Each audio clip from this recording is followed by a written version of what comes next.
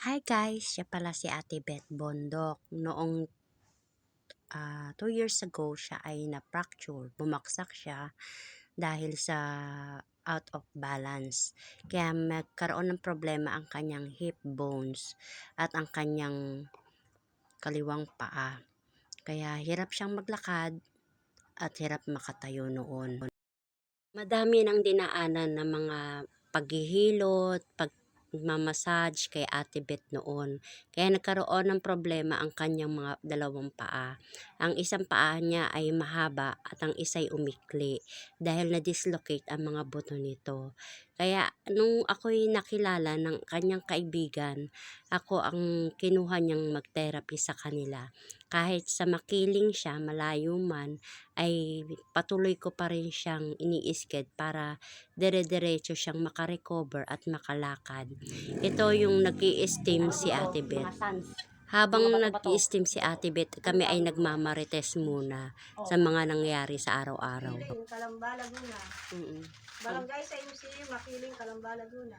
Matyaga siyang nagpapatherapy linggo-linggo at buwan-buwan para makarecover sa kanyang paa. At ito ang kanyang paa before na namamaga at saka hindi maganda ang pag-flow. May diabetic din siyang sakit kaya medyo sensitive ang kanyang kalagayan. Pero sa awa ni Lord, ang ganda ng improvement niya, ng paa niya, pati ng kanyang katawan. At bumata pa si Ate Beth. Kaya tuwa ako sa kanya kasi masipag at matyaga siya magpa-therapy at lagi siyang present sa kanyang schedule. Itong pag-i-steam niya, ang hilig niya magpa-steam at nakailang beses na rin ko siyang alalayan, tulungan at nakapaglakad din po siyang ng walker at nakakapaglakad ng maayos. Steam therapy ngayon ni ate kaya nakakover all siya at nag-i-steam ngayon dyan sa kanyang inuupuan. Kung nung unang-una, mas matanda. Bumata-bata pa nga siya nun. Pero kung unang-una makikita mo rin siya. Or itsura niya before. Problematic ako mo. Sobra. Namamanas yan na akala mo ang edad niya ay nasa 70 plus. Habang kami ay nag-i-steam, nagchichikahan muna kami at maritisan tungkol sa racket ni ate. Naiinip na siyang matapos mag-steam. Ako nga, yung kape ko, ayun pa, oh. Ayun. Hayaan mo siya mag-ano. Oh. I-ano mo ng yung katawan mo. Kape tayo, guys, sa malamig na panahon. Saka huwag ka mag-ano sa lamig. Yan na yung pa ni ate. Medyo, pantay na ba? Pagkadinikit mo, medyo, Natulog na. ano. Nanto ka. Natulog na yung tinetherapy ko at saka ini-steam ko. Tinulugan ako. Tinulugan ko na. Tingnan mo ang mukha. Umbok na umbok na. Sarap tulog, oh. Humihilig pa.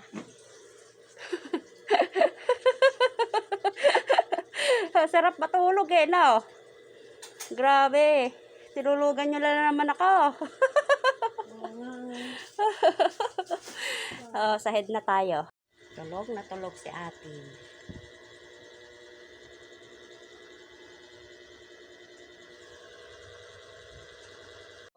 Maganda ka na nga eh.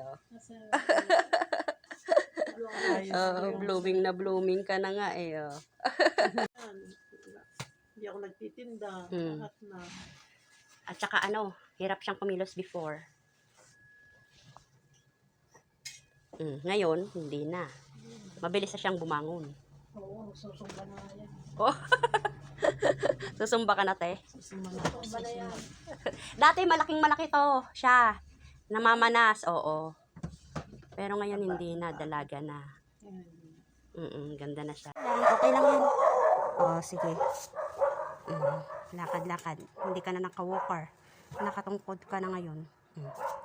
Sige. Naninibago pa sa tungkod. Para masanay kasi ng tungkod. Gamitin mo yung tungkod mo. Oo, kasi pagka nagtungkod ka na, masasanay ka na sa paghawak ng tungkod, mabibilis ka na sa susunod, te.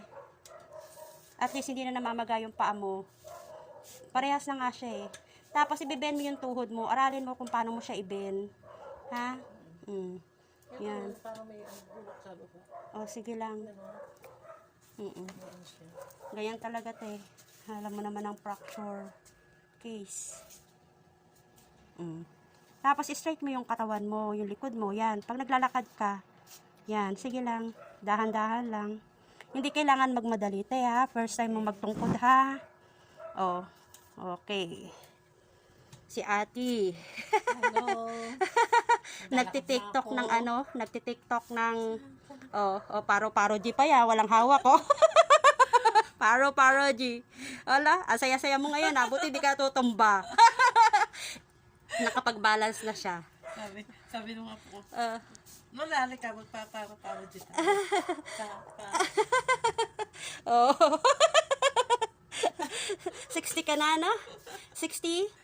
65. 65 na siya. Tingnan mo, mas bata pa sa akin. Ang sarap ng pakiramdam ni ate kaya natulog siya Same. habang Taga sinitherapy sa ko. imsim po siya. Ang sarap, ang sarap. Pinupunta ko pa sa makiling. Sige, te. Ako'y lalarga nandyan ng sundo ko. Salamat. Layo ko, guys. Sige. Lakad ikaw, dahan. Titingnan lang natin yung lakad. Sige. Oh, itaas. Wag mong masyadong i-ano yung paa mo. Ilalagay ang bigat sa isang paa. Kailangan i-relax mo lang. Sige. I-relax lang si ate. Oh, sige. Oh. Oh, sige lang. Oh, yung isang paa niya kasi may problema pa. Yun yung may fracture. Kaya parang ang bigat pa ng kanyang kailangan gagabay siya para makalakad. Oh, sige. Sige nga. Pagka meron siyang mahahawakan, yan. Pwede na. Kaya lang hindi pa siya yung normal, mailakad ang isang paa. Oh. Sige lang, titingnan ko lang. Sige lang. Nakarating na ako, nakaganyan ako. Sige lang. Araw-araw mo ako, sumasanay ka. Oh.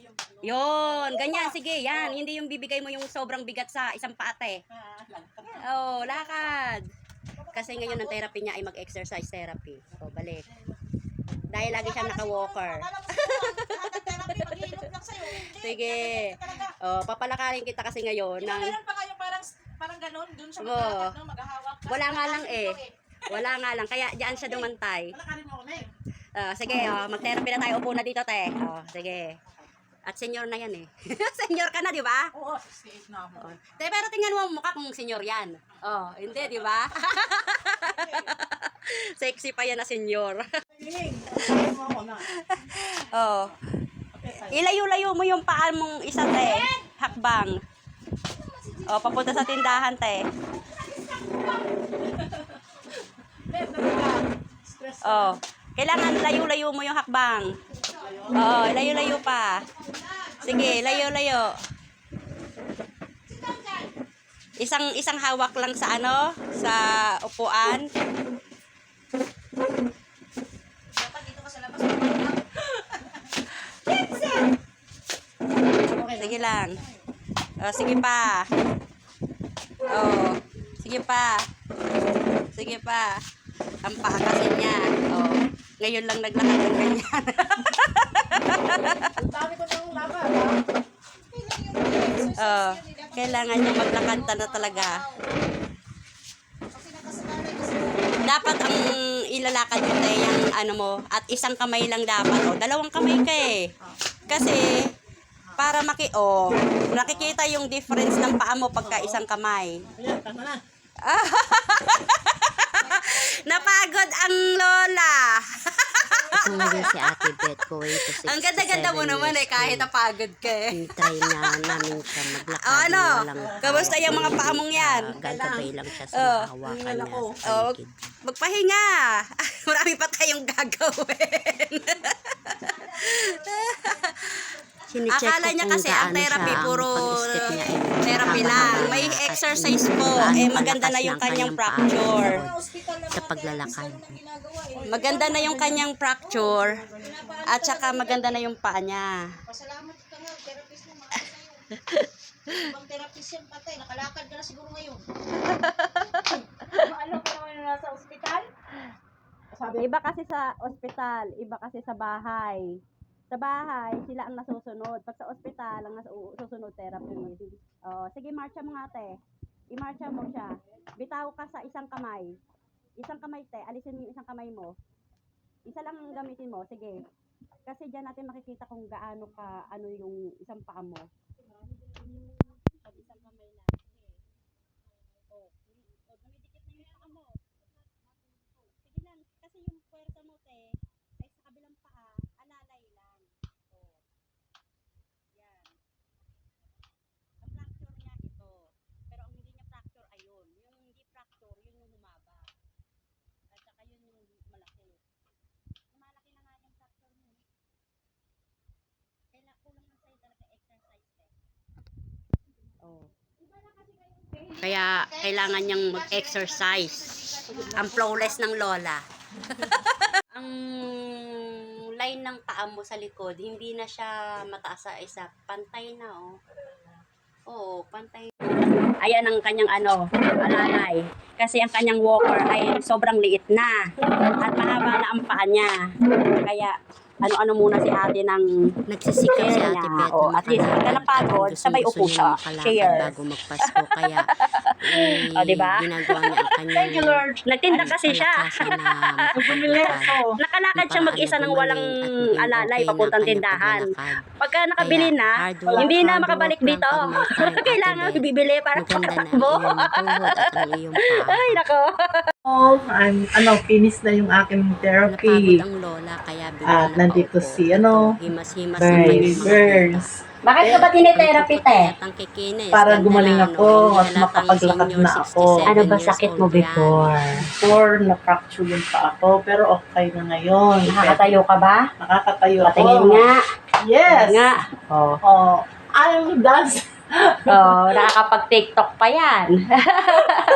Ilan taong ka na, te? 67 na. Going to 67 this November. Coming November 14. Eh, kailan tayo nung nag-start? Ilang taong ka Last 2 years ago, Ilang taong ka na nun? 65. Ah, But now, I'm standing alone.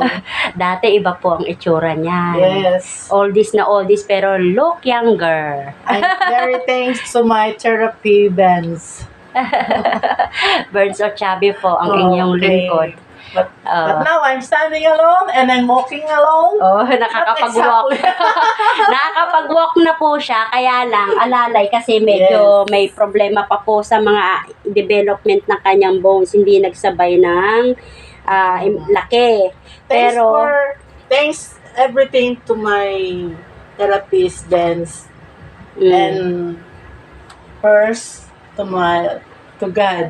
oo, thank you, Thank Lord. you, Lord. God bless you, te. Ingat ka palagi. Senior na pala siya. Yun na pala. Akala ko dalaga pa siya nung tinerapy ko. Taga Makiling po siya sa Insim na. Same scene. Sa Insim. Purok size. Oo. Nagbi-business pa yan si ate. May sari-sari store po siya. Ayan, sa labas. I'm very thankful to Lord Jesus. Amen. Bless. Amen. Thank you. God bless you, te. Thank you. Thank you, Lord, at unti-unti na nagiging okay si Ate Beth sa kanyang problema sa kanyang paa at nakakalakad na ng maganda. God bless you, Ate Beth. Thank you for watching.